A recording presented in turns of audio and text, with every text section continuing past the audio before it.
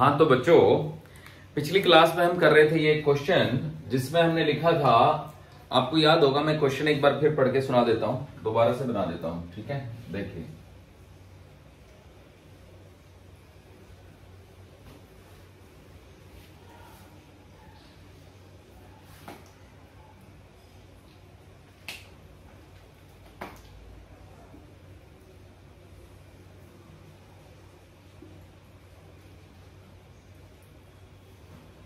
ये हमारा fixed spherical shell है, फिक्स लिखा ऊपर ही, ठीक है।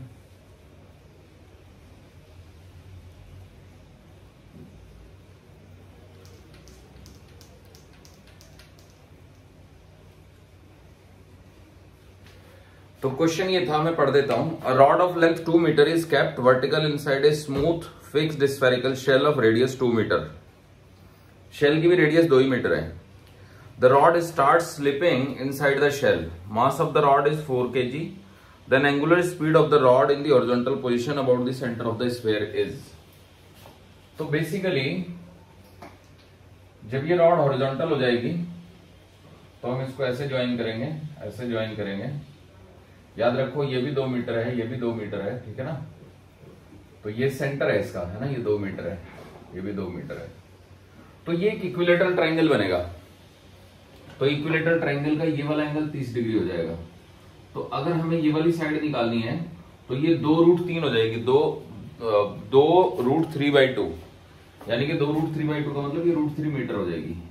ऐसे ही ये डिस्टेंस भी √3 मीटर हो जाएगी। तो अब देखा जाए तो ये जो सेंटर है ना रॉड का, ये एक सर्कल में चलेगा ऐसे ऐसे, समझ रहे हैं बच्चों। और जिस सर्कल में ये चलेगा उस सर्कल की रेडियस 2 मीटर ना होकर √3 मीटर हो जाएगी। हालांकि यहीं तक पहुंच जाएगा, पूरा तो चक्कर करेगा नहीं, समझे कुछ।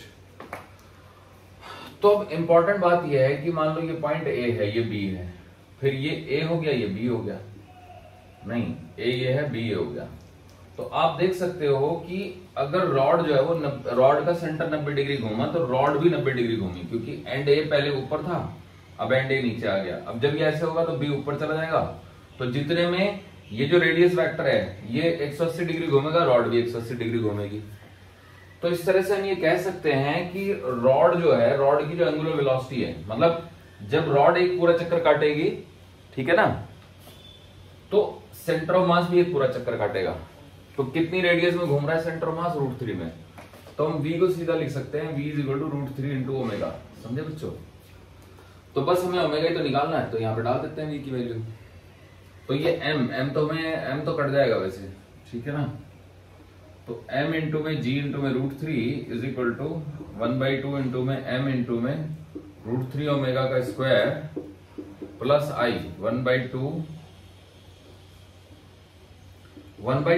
ml स्क्वायर होता है ये,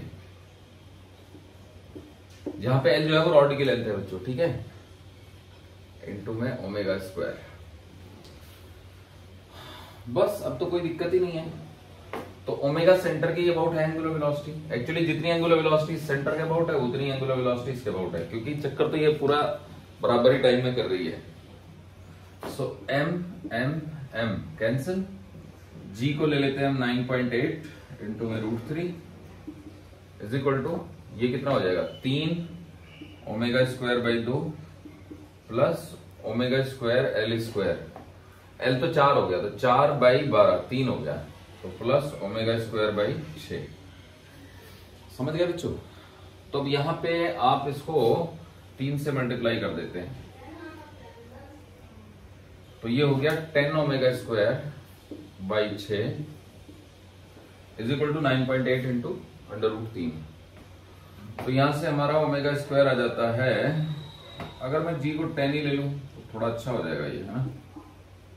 10 से 10 कैंसिल, तो ओमेगा स्क्वायर = 6√3। अब 6√3 की वैल्यू निकाल लेते हैं। 6 इंटू में 1.732, 6 2 = 12, 2 6 3 = 18, 18 + 1 19, 6 7 = 42, 42 + 1 43, 6 1 = 6 and 4 10, so 10.39। तो ओमेगा स्क्वायर इज 10.4 समझ लो, तो ओमेगा जो है वो अंडर रूट में 3.2 आ जाएगा रेडियन पर सेकेंड स्क्वायर। इस तरह से ये हमारा आंसर सॉल्व हो गया। ठीक है बच्चों,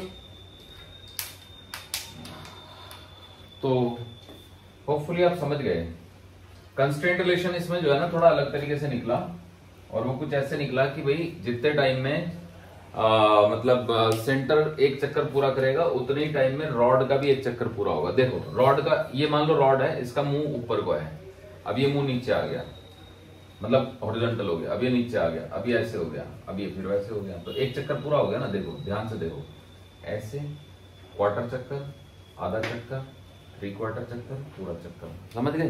तो जितने टाइम में रॉड का सेंटर एक चक्कर पूरा कर रहा है उतने टाइम में रॉड भी अपनी एक्सिस पे एक चक्कर पूरा कर रही है, ऐसे। क्लियर? तो इस तरीके से हमने ओमेगा निकाल लिया। तो चलिए आगे बढ़ते हैं। अब जो टॉपिक हम शुरू करेंगे उसका नाम है रोलिंग मोशन। ठीक है, देखिए मिटा देता हूं मैं।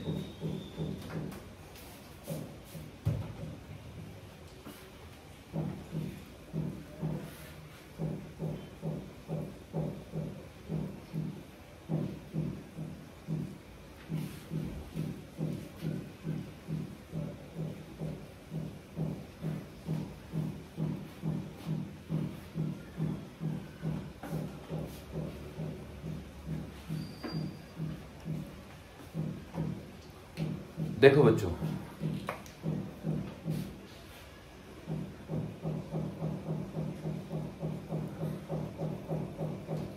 रोलिंग मोशन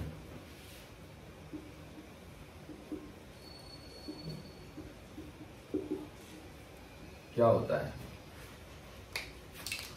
तो एक्चुअली रोलिंग जो मोशन है ना वो ट्रांसलेशनल मोशन और रोटेशनल मोशन का कॉम्बिनेशन होता है। ठीक है बच्चों, it is the combination of translational motion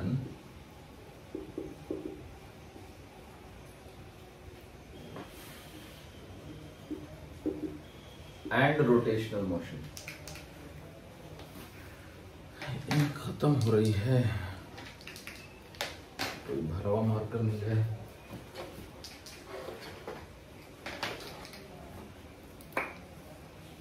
and rotational motion.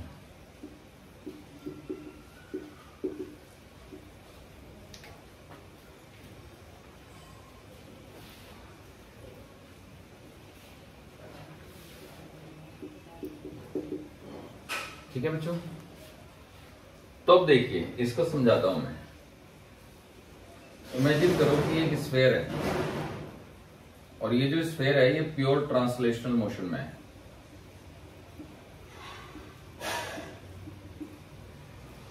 Pure translational motion.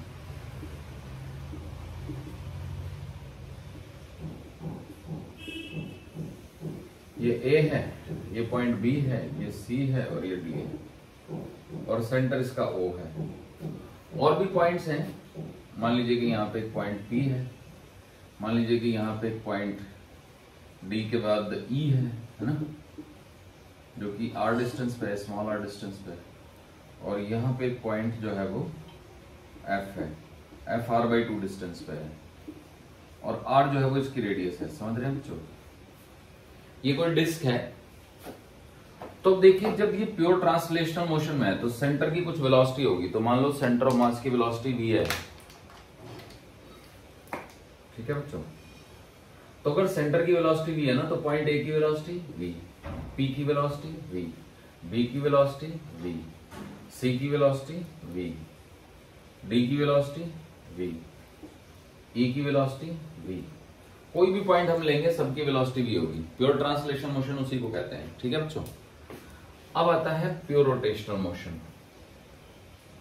तो मान लो ये वही बॉडी है लेकिन फिलहाल ये प्योर रोटेशनल मोशन में है। ठीक है,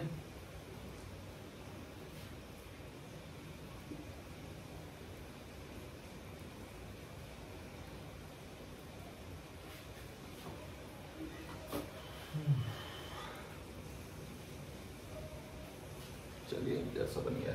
ठीक है ना, तो ये पॉइंट ए है, ये ओ है सेंटर, तो ये ऐसे घूम रही है ओमेगा एंगुलर वेलोसिटी से। तो पॉइंट ए की वेलोसिटी इस तरफ होगी, ये बी है, ये सी है, ये डी है, ये आपका ई है। ई जो है वो सेंटर से स्मॉल आर डिस्टेंस पे है, ये एफ है, एफ जो है वो r/2 डिस्टेंस पे है, और ये आपका पी है।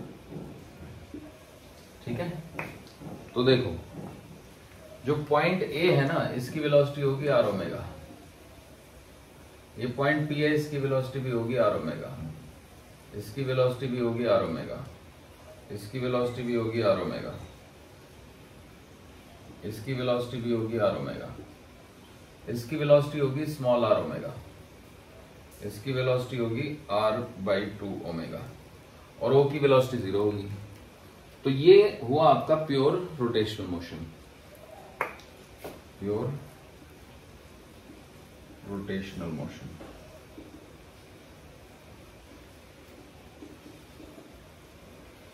अब इन दोनों मोशन को कंबाइंड करके जो मोशन निकलेगा वो होता है हमारा रोलिंग मोशन।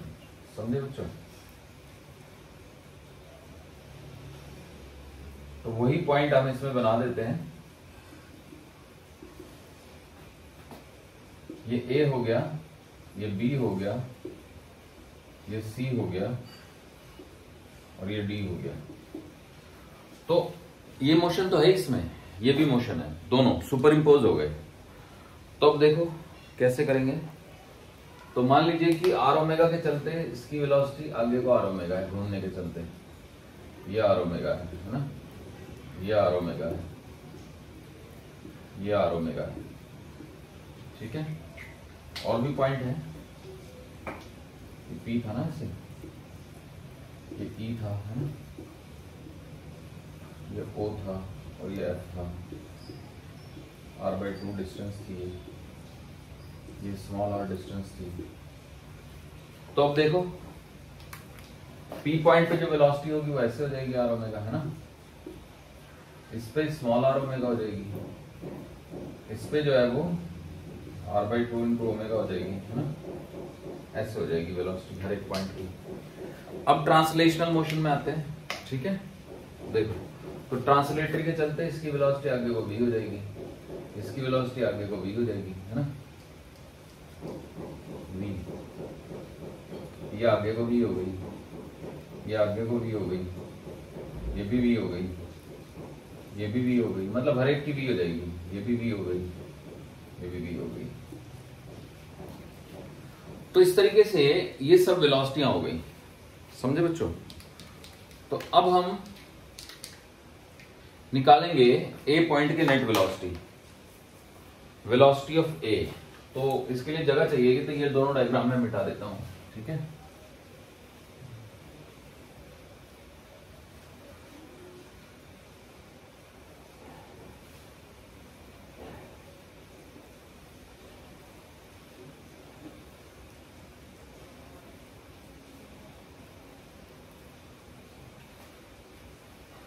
तो देखो बच्चों ये हो गया रोलिंग मोशन।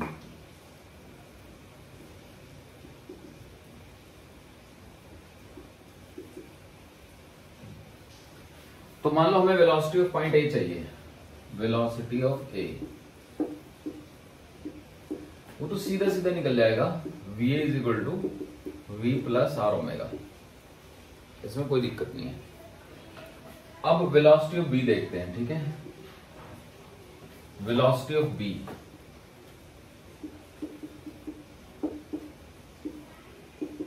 वी बी, अब वो सीधा सीधा नहीं निकलेगा क्योंकि इसमें जो दोनों वेक्टर हैं वो एक ही डायरेक्शन में है, इसमें दोनों वेक्टर एक ही डायरेक्शन में नहीं है। तो आपको इनको स्क्वायर करके ऐड करना पड़ेगा ऐसे, तो ये आएगा आपका वी बी। समझे बच्चों?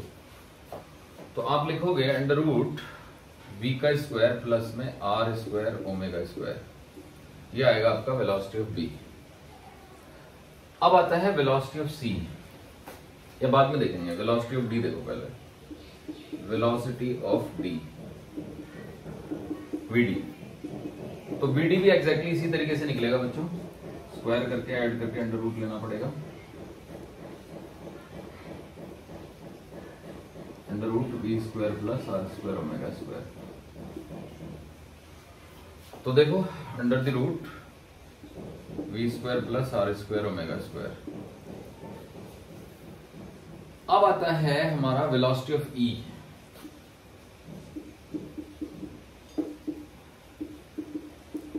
वीई, तो वीई में दोनों एक ही तरफ है, तो ये हो गया v plus R into omega. Velocity of F, अब देखो एफ में मैं ये मान लेता हूं कि v बड़ा है r बाई टू ओमेगा से, वैसे बड़ा r बाई टू ओमेगा भी हो सकता है, बस फॉर इंस्टेंस।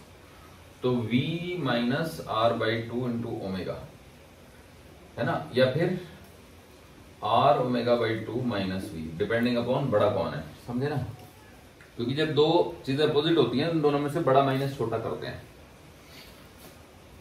लास्ट में वेलोसिटी ऑफ सी। सी में वही बात है कि वेलोसिटी ऑफ सी जो है वो v माइनस आर ओमेगा आएगी, V C is equal to V minus R omega. ये तब होगा जब if v is bigger than R omega. अब याद रखो v bigger than R omega अगर हो जाता है तो इसको हम फॉरवर्ड स्लिपिंग कहते हैं, फॉरवर्ड स्लिपिंग, आगे फिसल रहा है बॉडी। फिर आता है आपका V C is equal to R omega minus V. ये तब है जबकि जो v है ना वो छोटा हो आर ओमेगा से, उसको बैकवर्ड स्लिपिंग कहते हैं।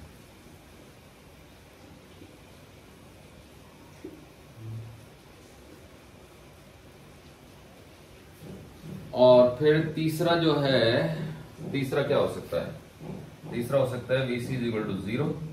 ये तब होगा जब v जो है ना वो आर ओमेगा के बराबर हो, if v is equal to R omega. और इसका नाम होता है प्योर रोलिंग।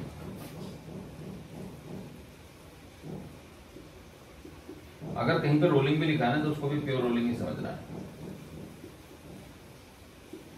इन दोनों में लिखा जाएगा रोलिंग विद स्लिपिंग, क्योंकि फिसल रहा है बॉडी, समझे बच्चों।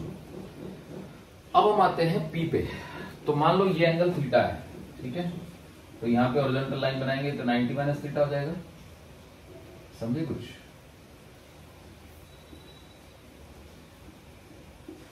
अगर ये 90 माइनस थीटा हुआ, या 90 है, तो फिर ये वाला एंगल थीटा हो जाएगा। तो एक तरीके से पी पॉइंट की वेलोसिटी निकालने में आपको वेक्टर वाले पूरे फॉर्मूले लगाने पड़ेंगे। तो ये पैरेललोग्राम बनाएंगे ऐसे, है ना, और ये आएगी पॉइंट पी की वेलोसिटी, ये पूरा एंगल थीटा है, समझे बच्चों, वीपी। तो वेलोसिटी ऑफ पॉइंट पी निकालना थोड़ा मुश्किल है, देखो ऊपर निकालता हूं मैं, है ना।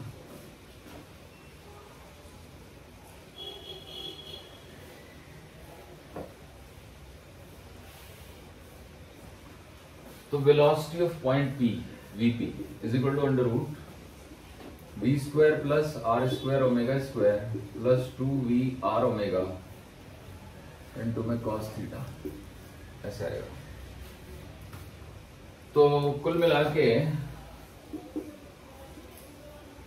बस यही कर सकते हैं इसमें, और क्या कर सकते हैं, वीपी इज इक्वल टू। अब एक स्पेशल केस देखो, स्पेशल केस ये लेते हैं, if v is equal to R omega, if v is equal to R omega, है ना, तो vp क्या बन जाएगा, तो vp बन जाएगा जी आपका v square plus 2v into v into में cos थीटा। इसको क्या हम लिख सकते हैं, देखो v square plus v square 2v square हो गया, ये भी 2v स्क्वायर हो गया, तो 2v square plus 2v square into में cos थीटा, जिसको क्या हम लिख सकते हैं 2v स्क्वायर कॉमन है ना, 1 प्लस कॉस थीटा। तो 1 प्लस कॉस थीटा का क्या फॉर्मूला होगा, वो होता है 2 cos square theta by 2। So this is under root 2v square into 2 cos square theta by 2। So 2 का अंडर रूट ले लेंगे, 2 4 हो गया, उसका अंडर रूट 2 आ जाएगा, v स्क्वायर का अंडर रूट v आ जाएगा, कॉस स्क्वायर का अंडर रूट कॉस आ जाएगा, तो ये 2v cos थीटा बाई 2 आ गया, ठीक है बच्चों। तो इस तरीके से हमारी वेलोसिटी निकल जाती है 2v cos theta by 2 point P की, और a की क्या बन जाती है स्पेशल केस में, है ना, तो va बन जाता है 2v, फिर वीबी क्या बन जाता है, वीबी बन जाता है आपका V square plus V square का रूट वी रूट 2, और ये वीडी ये भी बन जाता है आपका वी रूट 2, है ना।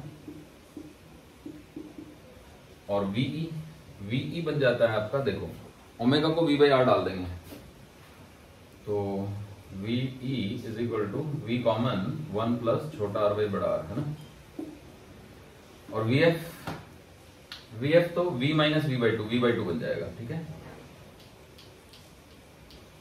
That gives me V F is equal to V by two, और वीसी तो 0 हो जाएगा, समझ गया ना। तो ये प्योर रोलिंग है, ये वाली टर्म प्योर रोलिंग के लिए है, ये भी प्योर रोलिंग, ये भी pure rolling, pure rolling, pure rolling, pure rolling, और ये प्योर रोलिंग। ये वाले फॉर्मूले जनरल है, ठीक है। तो मैं जनरल वाले हटा देता हूं, प्योर रोलिंग वाले छोड़ देता हूं, ठीक है।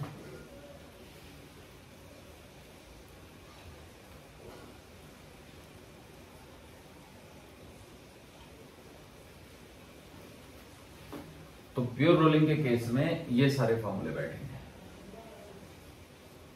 ठीक है।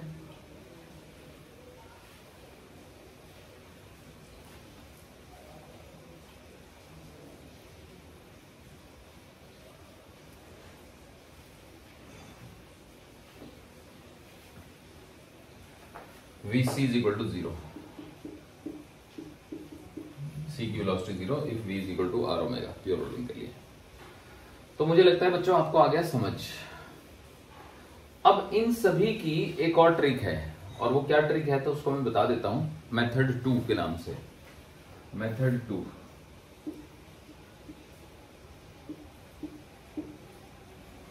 a body executing pure rolling motion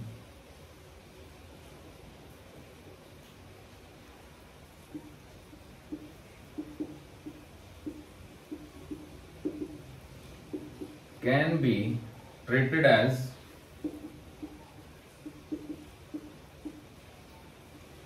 the pure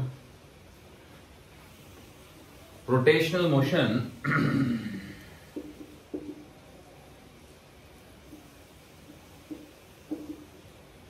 about the bottommost point।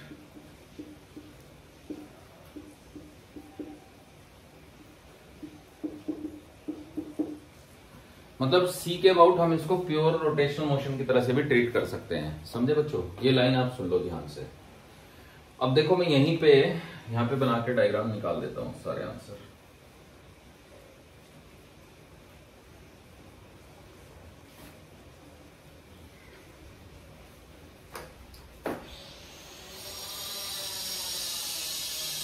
ये आ गया हमारा। तो ये टॉप मोस्ट पॉइंट ए है, ठीक है ना, ये पॉइंट सी है। तो अगर हम ये मान लें कि हमारी बॉडी जो है वो सी के अबाउट रोटेट कर रही है, ठीक है, सी के अबाउट ये रोटेट कर रही है बॉडी, तो क्या क्या वेलोसिटीज निकलेगी। तो देखो ए की वेलोसिटी निकलेगी 2r ओमेगा। क्यों बोला, क्योंकि यहां से डिस्टेंस 2r है। अब 2r ओमेगा और v बराबर जाएंगे, क्योंकि v तो r ओमेगा के बराबर है। तो ये va जो है ना, वो बेसिकली va जो है वो 2v ही हो गया, क्योंकि 2v can be written as 2r omega, समझे बच्चों। अब देखो इससे b से जो डिस्टेंस होगी, है ना, ये r√2 हो जाएगी। तो ये जो वेलोसिटी होगी ये r ओमेगा√2 हो जाएगी। अच्छा, ये वाला एंगल 45 बनेगा, वो तो वैसे भी क्लियर है, क्योंकि जब ये दोनों वेक्टर बराबर होंगे तो एंगल 45 हो जाएगा ऑटोमेटिकली। तो देखो VB जो है वो √2 इंटू आर ओमेगा हो गई, है ना, ये आर ओमेगा इंटू √2। अब VD देखो, ये डिस्टेंस भी r√2 हुई, तो D की वेलोसिटी भी r ओमेगा√2 हो जाएगी, है ना, और ये वाला एंगल भी 45 डिग्री बनेगा, समझ रहे हो बच्चों। ऐसे ही अगर हमें O की वेलोसिटी निकालनी है तो VO जो है वो r ओमेगा बनेगा, ये r हो जाएगी डिस्टेंस, है ना। अब हमें किसकी वेलोसिटी निकालनी है, O की निकल गई, E की निकालनी है मान लो, तो E यहाँ पे है ना। तो अब देखो ये तो छोटा r है, तो E की जो डिस्टेंस हो गई वो छोटा r प्लस बड़ा r हो गई, तो ये ओमेगा इंटू में छोटा r प्लस बड़ा r हो जाएगी, है ना। अब देखो अगर मैं v को r ओमेगा डाल दूं तो ये वही चीज बन जाएगी r into omega into 1 plus छोटा r बाई बड़ा r। तो अगर मैं इस ओमेगा r बड़े r को अंदर ले जाऊं क्या बन गया ये ओमेगा इंटू में बड़ा r इंटू में ओमेगा इंटू में बड़ा r प्लस छोटा r small r plus capital R। मतलब ये वही चीज बनेगा। तो यहां से मिटा ही देता हूं मैं, समझ रहे हो बच्चों? भाई v को आप r ओमेगा डाल दो, r को अंदर पहुंचा दो तो ये r कट जाएगा, बड़ा r प्लस छोटा r, यही तो आएगा। अब f को देखो तो f यहां से r/2 डिस्टेंस पे है तो ये r ओमेगा बाई 2 हो जाएगा। अब देखो v/2 हो गया ना, क्योंकि v/2 तो r ओमेगा बाई 2 है ना, और vc तो 0 ही है क्योंकि सेंटर को इसी पे मानना है। तो बच गया कौन? p बच गया बस। अब देखो p की वेलोसिटी में निकालता हूं, वही की वही निकल के आएगी। तो मैं यहां पे बताता हूं p के लिए, है ना, ये हटा देता हूं।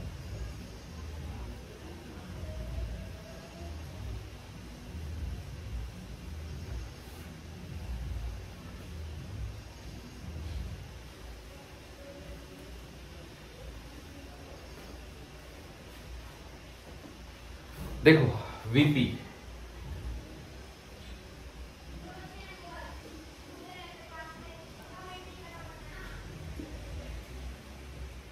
ये C है हमारा बॉटम मोस्ट पॉइंट, है ना।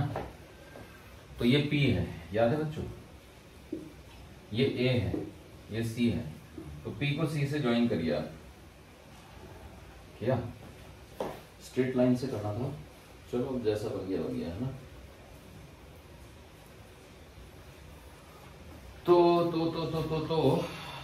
तो आगे बढ़ते हैं। मान लो ये एंगल थीटा है। अब एक प्रॉपर्टी होती है कि कोई भी आर्क, जैसे ये आर्क हो गया ना ये P, तो सेंटर पे जितना एंगल सबटेंड करता है सर्कमफ्रेंस पे उसका आधा एंगल सबटेंड करता है, पता है ना ये बात। तो ये वाला एंगल θ/2 हो जाएगा। अच्छा, अब ये जो ट्राइंगल OCP है इसकी दो साइडें बराबर हैं, तो अगर ये साइड आ रहा है ये भी आ रहा है तो ये एंगल और ये एंगल भी बराबर हो जाएंगे, ये वाला एंगल θ/2 हो जाएगा। समझे बच्चों? ऑटोमेटिकली।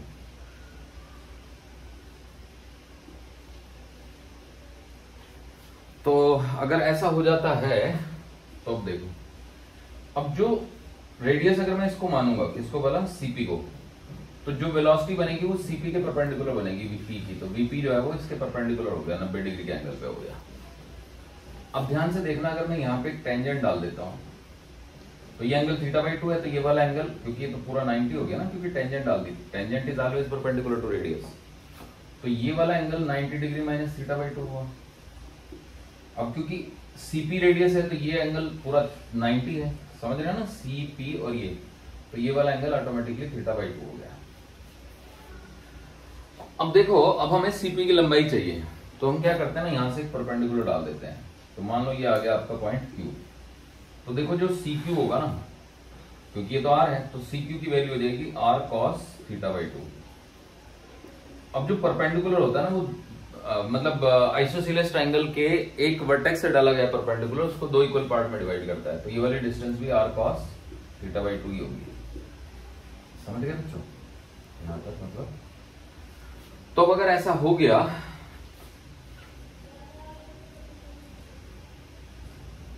हो गया,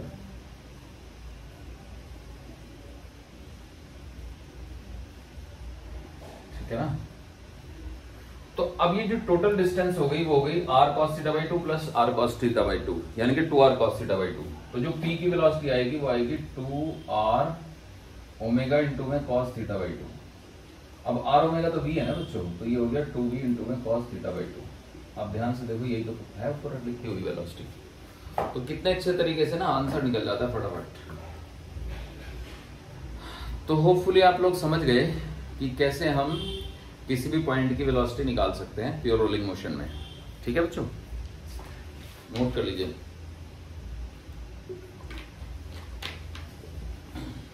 अब हम एक क्वेश्चन करेंगे।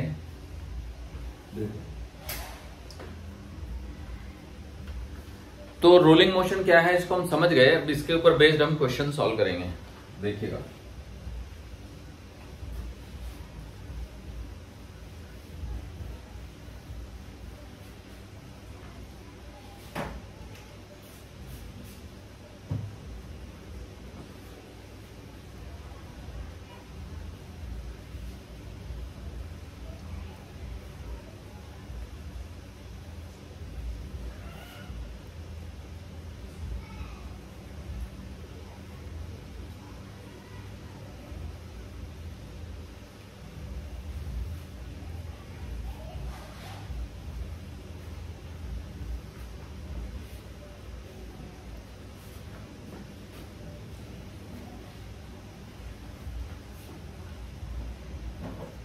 देखो बच्चों, पहला क्वेश्चन, तो पहला क्वेश्चन ये है कि मान लीजिए कि ये एक सिलेंडर है, सॉलिड सिलेंडर है ना, और इस सिलेंडर के ऊपर यहां पे एक धागा लिपटा हुआ है, और ये कोई बच्चा है,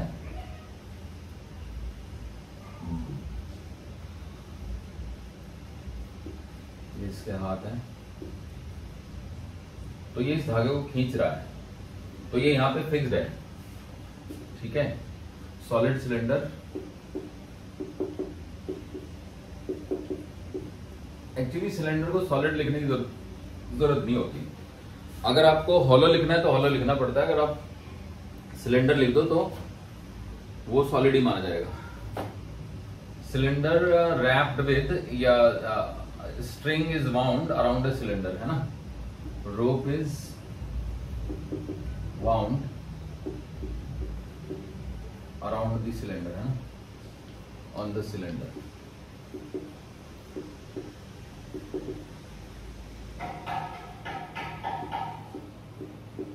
सिलेंडर के अराउंड जो रोप है वो वाउंड की गई है और उसको खींचा जा रहा है।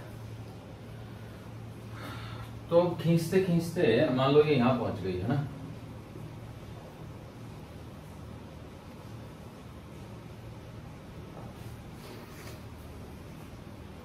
ठीक है,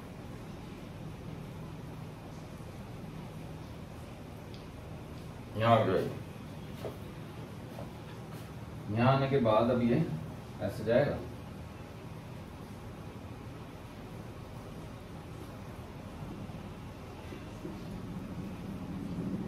ठीक है। तो सिलेंडर चला गया है मान लो डी डिस्टेंस अवे, तो हमें ये बताना है कि रोप का कितनी लेंथ जो है वो इस बच्चे के हाथ से निकल जाएगी। तो क्वेश्चन में यहां लिख देता हूं, in the situation shown in figure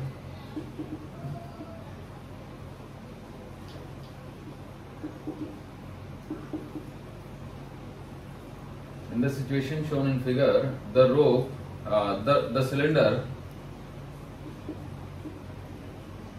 cylinder rolls without slipping, है ना,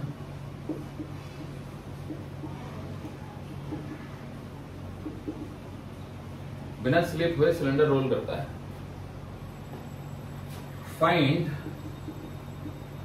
length of the rope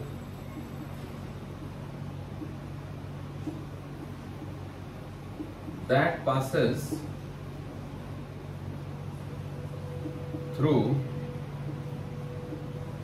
the hands of the boy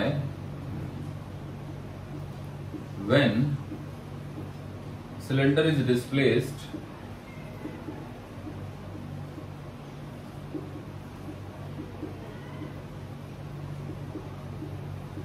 by D।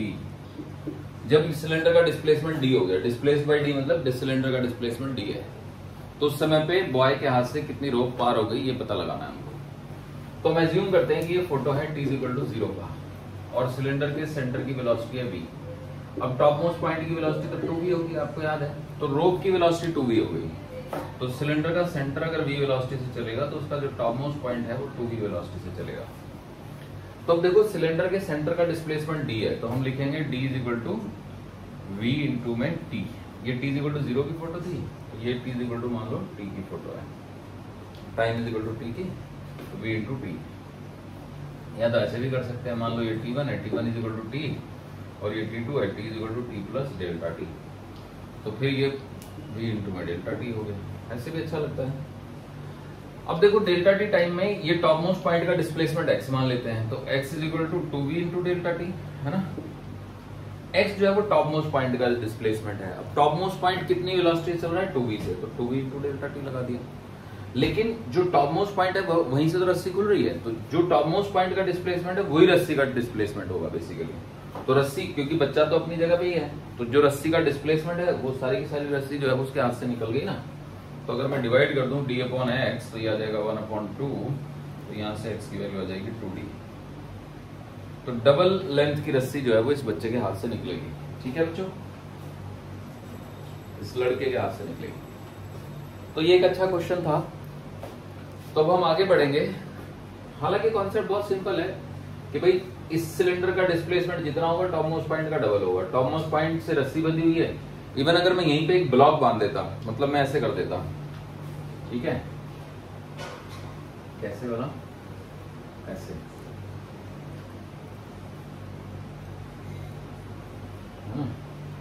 यहाँ पे एक पुली लगा दूं और यहाँ पे एक ब्लॉक लगा दूं, तो मैं तुम्हारे से पूछूंगी भाई ब्लॉक का डिस्प्लेसमेंट कितना है ना, ऐसे करके। तो अब क्या कहेंगे आप? तो आप कहेंगे कि सर देखिए, ऐसे बन गया, तो ब्लॉक यहाँ कहीं आ गया नीचे, है ना, समझ रहे हो बच्चों? तो जितना ये चला, तो ये जो ब्लॉक है ना वो 2D चलेगा। तो एक्चुअली ये बड़ा बना दिया मैंने, तो displacement of the block will be 2D। समझ आया कुछ? मतलब यहाँ पे था ना ब्लॉक, यहाँ पे था मान लो, तो यहाँ से यहाँ आ गया ना, तो ये 2D हो जाएगा। हालांकि छोटा बन रहा है क्योंकि वो अगर मैं नीचे बनाऊंगा तो फ्रेम से नीचे निकल जाएगा। ठीक है बच्चों, तो होपफुली आप समझ गए।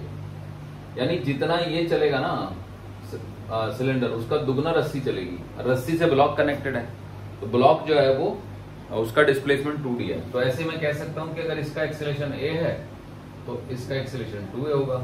तो अगर ये सिलेंडर a एक्सेलेरेशन से नीचे जा रहा है तो ब्लॉक डेफिनेटली 2a एक्सेलेरेशन से नीचे जा रहा होगा। समझे? So it will be going with an acceleration of 2a। तो इसमें तो एक्सेलेरेशन ही बताना काफी है। एक्सेलेरेशन तो इंस्टेंटेनियस वैल्यू होती है। समझे बच्चों? तो होपफुली आपको समझ आ गया ये, क्योंकि इसका एक्सेलेरेशन a है तो टॉप मोस्ट पॉइंट का एक्सेलेरेशन 2a हो जाएगा।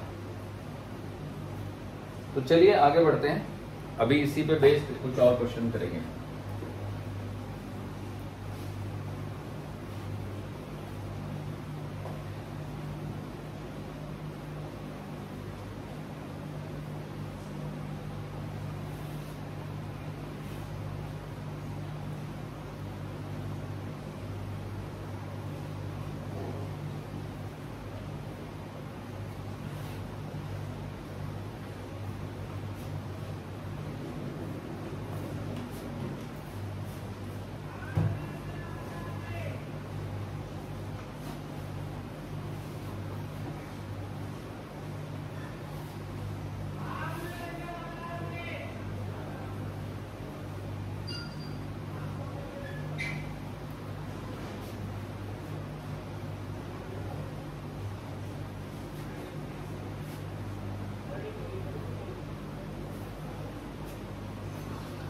देखो बच्चों, अब एक और क्वेश्चन देता हूं मैं आपको। तो क्वेश्चन अब की बार ये है कि मान लो ये एक सिलेंडर है या कोई रॉड है, जो भी कुछ है ना, लकड़ी का लॉग है, और ये एक प्लैंक है।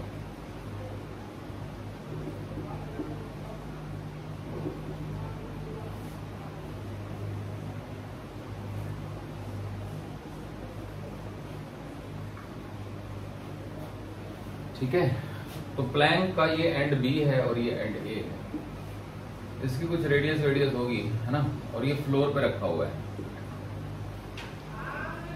ये फ्रिक्शनलेस सरफेस है, नहीं फ्रिक्शनलेस नहीं है, रफ सरफेस है। अब क्या करते हैं ना, हम ए को पुश करते हैं। तो ए को पुश करने से ये जो सिलेंडर है रोल होता है, और बिना स्लिप हुए रोल होता है। Cylinder rolls without slipping.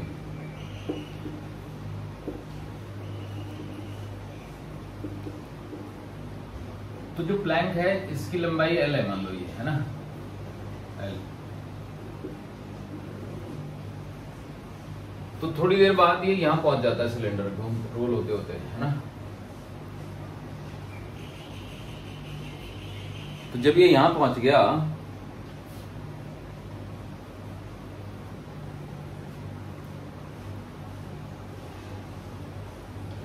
तो एक टाइम ऐसा आया कि एंड ए जो है ना वो ओ के ऊपर आ गया और एंड बी यहां आ गया। ठीक है, तो अब इस केस में जो सिलेंडर है उसका कुछ डिस्प्लेसमेंट है, तो मान लो डिस्प्लेसमेंट x है, तो वो हमें x बताना है। तो क्वेश्चन ये है, अब ये टाइम मान लो टाइम t1 है जो कि t है, और यहाँ पे ये फोटो है टाइम t2 का जो कि t प्लस डेल्टा टी, और डेल्टा टी टाइम के बाद। तो in the situation shown in figure,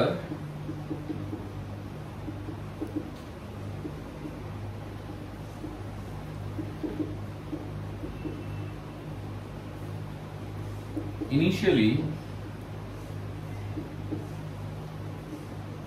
the end B of the plank is above the center C of the cylinder, है ना।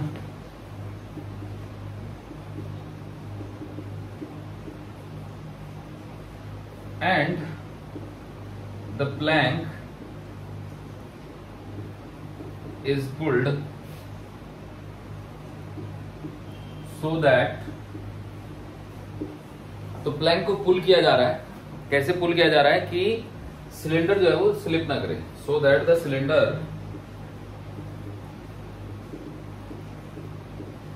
does not slip,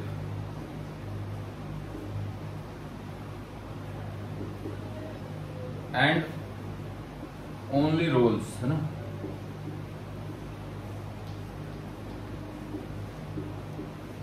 रोल करता है, slip करता। Then find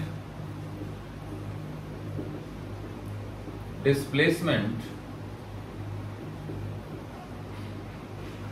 of the cylinder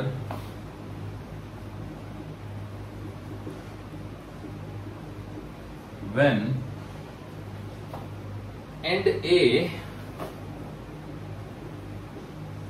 of the plank, है ना, end A of the plank is above the center C, above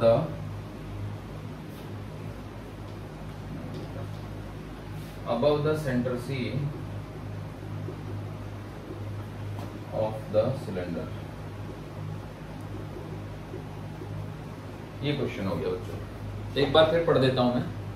देखो, in the situation shown in figure, दिखाई गई सिचुएशन में जो फिगर में शो की गई है, इनिशियली शुरुआत में, the end B of the plank is above the centre C of the cylinder. जो प्लैंक का एंड बी है वो सेंटर सी के ऊपर है। And the plank is pulled, pulled नहीं पुश्ड, पुल्ड तो आगे से हो गया, पुश्ड कोई बात नहीं, एक ही बात है।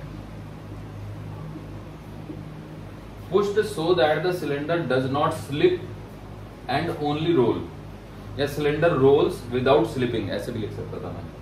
Then find displacement of the cylinder when the end A of the plank is above the centre C of the cylinder. तो देखिए बच्चों कैसे करेंगे, तो बहुत ही मजेदार है।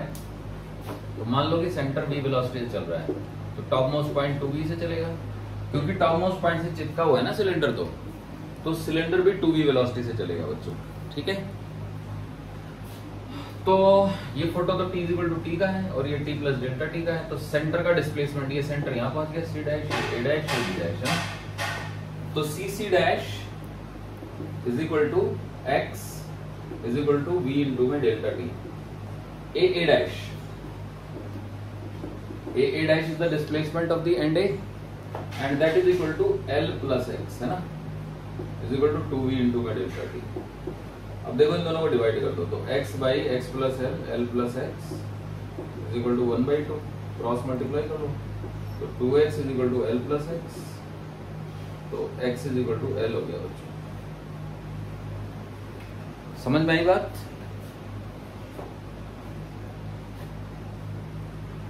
तो होपफुली आप लोग समझ गए कि x की वैल्यू l के बराबर हो गई। तो चलिए अब आगे बढ़ेंगे। ये बड़ा मजेदार क्वेश्चन था। अब इसी से मिलता जुलता एक और क्वेश्चन दे देता हूं मैं आपको, है ना। बस उसमें हमें रिलेशन बताना है।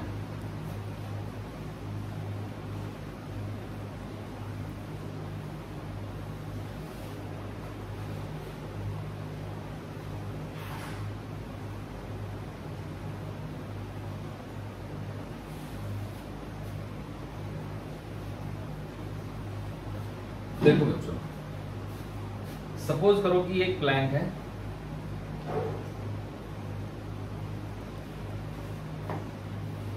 प्लैंक P2 बोल दो इसको। ये एक सिलेंडर है और ये एक और प्लैंक है।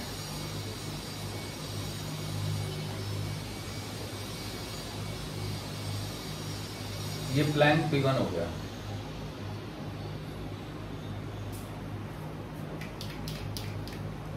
तो क्वेश्चन ये है कि P1 मान लो इधर की तरफ V1 वेलोसिटी से जा रहा है और P2 इधर की तरफ V2 वेलोसिटी से जा रहा है और इसकी रेडियस R है, ठीक है। ऐसे बना दो।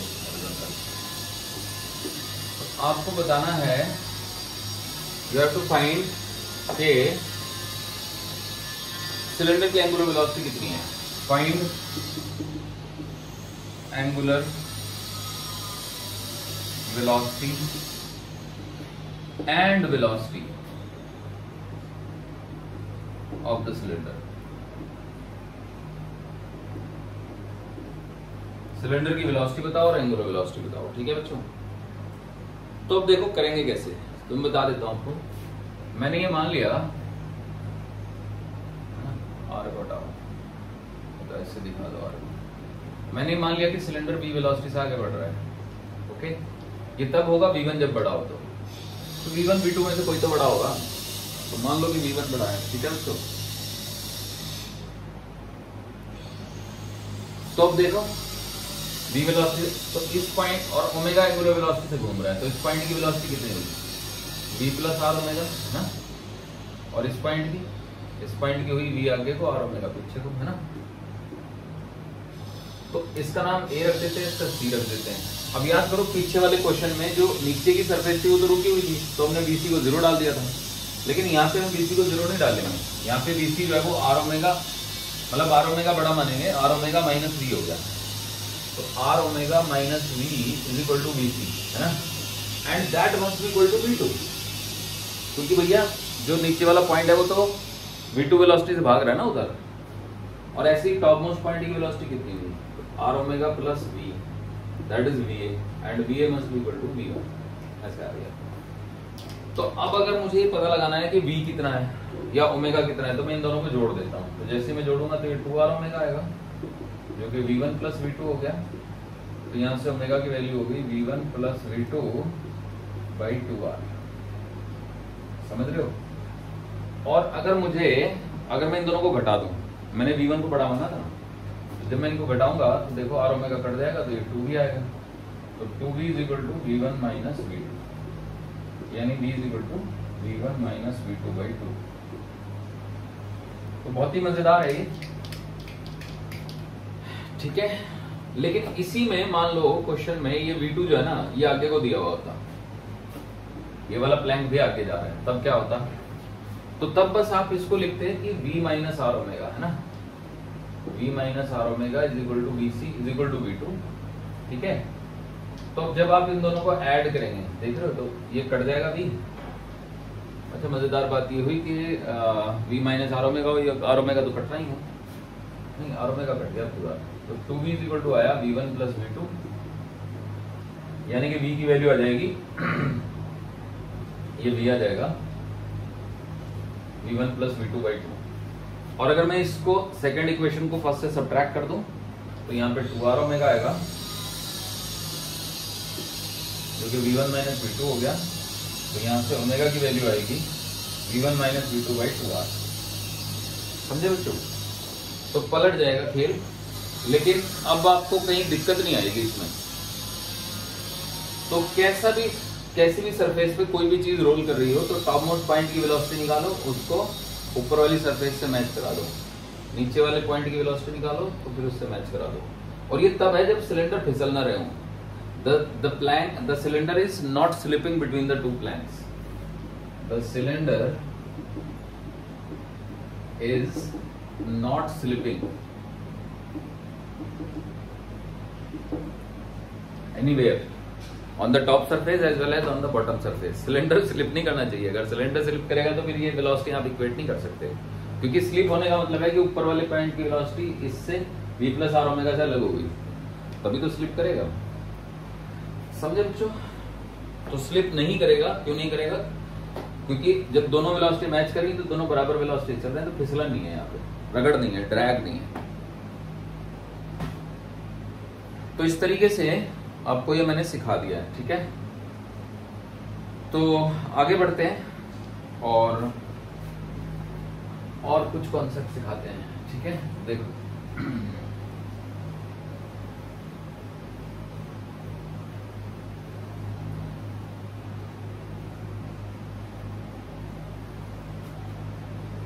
देखो बच्चों, सपोज करो कि कोई सिलेंडर है ऐसे, है ना।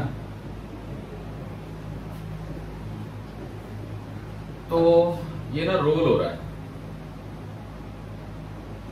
ये ए है, ये बी है, ये सी है, ये डी है ना। यहां पे इसकी जो फोटो मैंने बनाई है,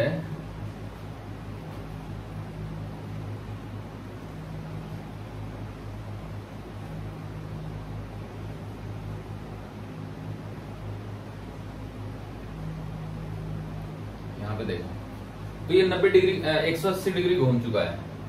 180 डिग्री घूमने का मतलब ए आ चुका है नीचे, बी आ चुका है यहाँ पे, सी आ चुका है यहाँ पे, डी आ चुका है यहाँ पे।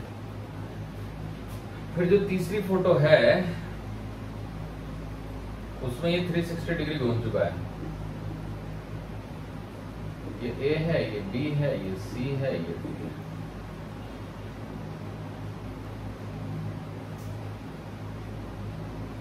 समझे बच्चों? अब यहां पे भी कोई ना कोई सिचुएशन बना सकते हैं हम लोग, है ना। तो चलो छोड़ो, उससे कंफ्यूजन हो जाएगा। मतलब 90 डिग्री वाली पोजीशन भी बना सकते थे, तो that will create a confusion. तो बात ऐसी है कि पॉइंट सी का डिस्प्लेसमेंट बताओ कितना है। पॉइंट सी का डिस्प्लेसमेंट हो गया बच्चों 2 पाई आर। आई कि नहीं आई बात समझ में? ऑब्वियसली सरकमफ्रेंस के बराबर हो जाएगा, है ना। अच्छा, यहाँ पे सी का डिस्प्लेसमेंट कितना है? तो ये तो पाई आर है और ये 2r है ना, 2r है। तो देख रहे हो ना, ये वाला अगर डिस्प्लेसमेंट यहाँ से यहाँ तक निकालें, पर अगर आप पॉइंट सी के मोशन को देखो तो पॉइंट सी आपको ऐसे मूव करता हुआ दिखेगा, ऐसे। समझ रहे हो बच्चों?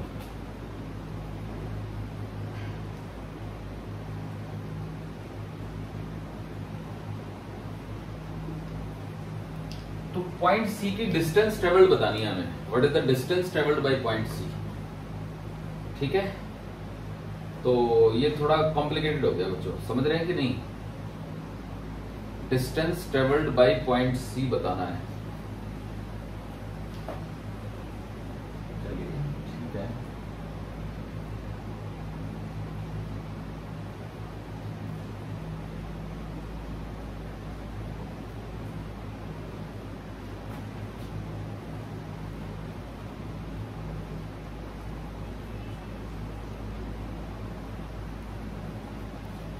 Distance travelled by point C, समझ रहे हो बच्चों?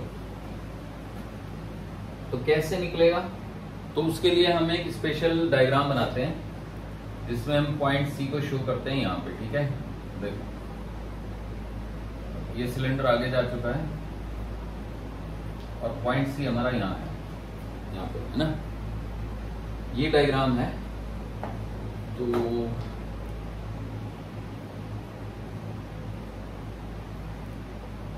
This is the point C और ये सेंटर है इसका, है ना। अब इसको मैं यहां बना लेता हूं नीचे, या अलग से बना लेता हूं कहीं, है ना।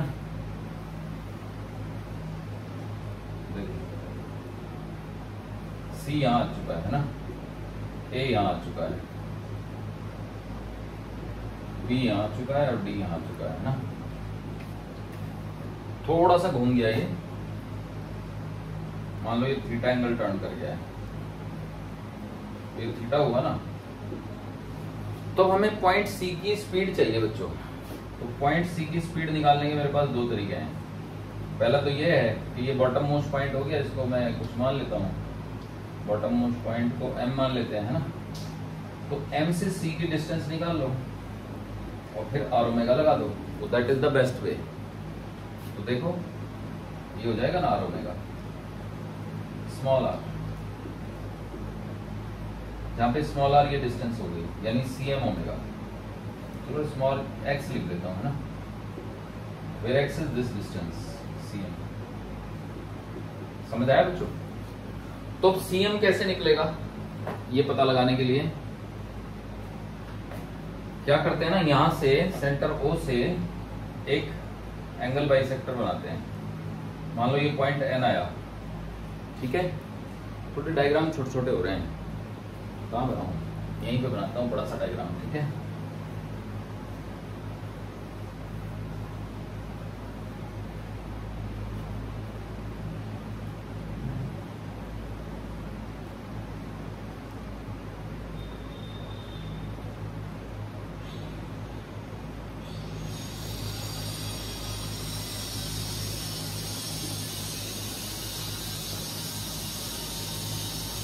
C A B D है ना, ये एंगल हो गया थीटा। इस पॉइंट का नाम हमने M रख दिया। ये O है, ये P हो गया, ये Q हो गया, ये S हो गया, है ना। ऐसे कुछ भी नाम रख सकते हैं। तो अब देखो, जैसे कि मैंने सिखाया था कि M पॉइंट के अबाउट प्योर रोटेशनल मोशन मान सकते हैं ना इसको। तो जो एंड C है उसकी वेलोसिटी इधर को निकलेगी, तो इस डिस्टेंस को मैंने x मान लिया है ना, तो वो x इंटू ओमेगा हो जाएगी। अब x निकालने के लिए हम क्या करेंगे, O से ना परपेंडिकुलर डालेंगे इसके ऊपर। तो परपेंडिकुलर जो है ना वो एंगल बाइसेक्टर भी होगा, ये एंगल थीटा बाई 2, ये थीटा बाई 2। ये एंगल बाइसेक्टर डालेंगे तो वो परपेंडिकुलर होगा। इस पॉइंट का नाम n रख देते हैं। तो अब याद रखो ये जो रेडियस है ना ये r है, ठीक है। तो अब अगर मैं nm निकालना चाहता हूं तो nm by r is equal to sine theta by 2 आ जाएगा ना बच्चों, समझ रहे हैं? देखो nm बाई r, क्योंकि ये तो 90 डिग्री का एंगल है ना, तो 90 के सामने ये हाइपोटेन्यूस हो गया और इस एंगल के सामने ये परपेंडिकुलर हो गया, तो perpendicular by hypotenuse.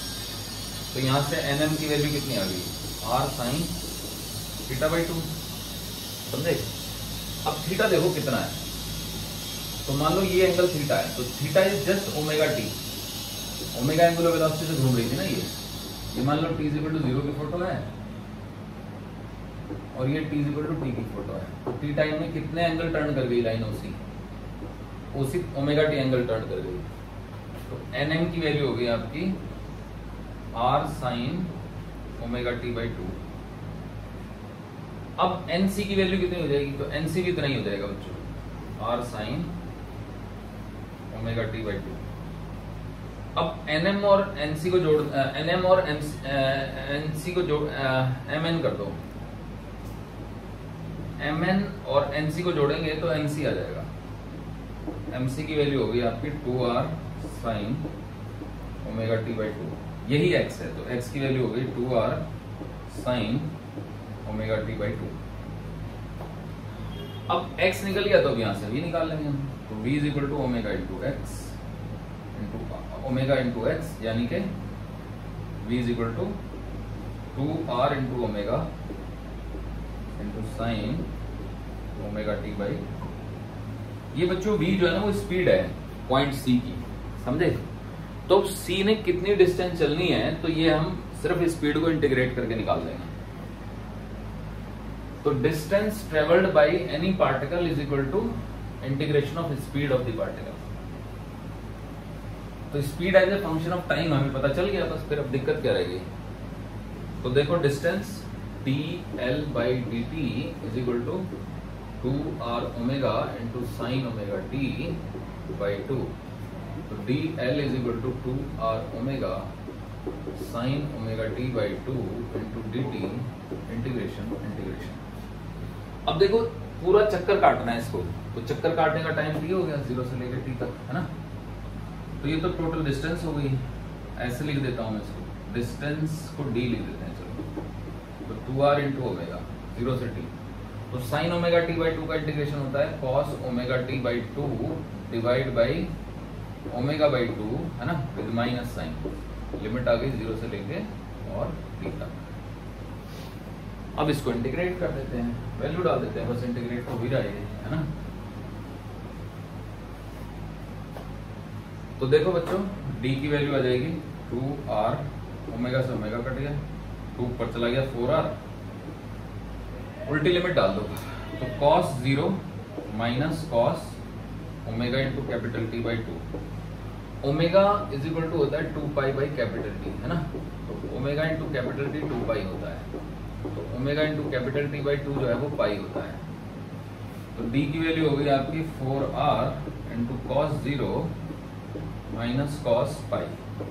Cos pi minus 1 होता है, तो D की वैल्यू हो गई 4r 1 माइनस माइनस 1। समझ रहे हो बच्चों? तो 1 में से -1 को माइनस करेंगे तो 2 आ जाएगा, तो D की वैल्यू हो जाएगी आपकी 8r। तो distance travelled by point centre is equal to आ गया 8r। तो मुझे लगता है आपको ये समझ आ गया। ठीक है बच्चों, चलिए।